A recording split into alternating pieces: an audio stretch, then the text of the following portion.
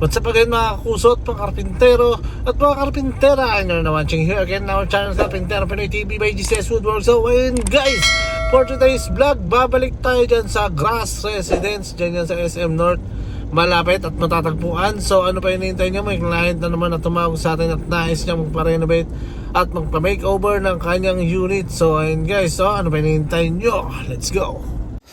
At ayun na nga agad natin pinuntahan ng kanyang unit dito sa Grass Residence. Matatagpuan yan, malapit lang yan dito sa SM North EDSA. So ayun nga guys, yung kitchen na yan is existing na.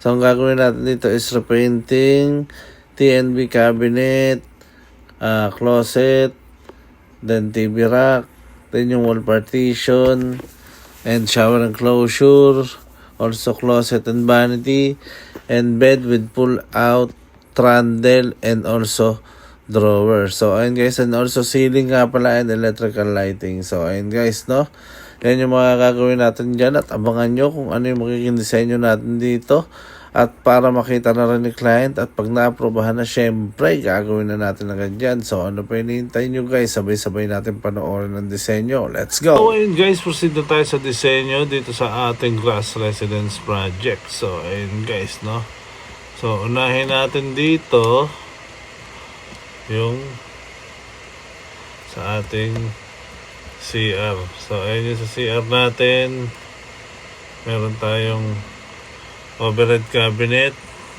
and also mirror.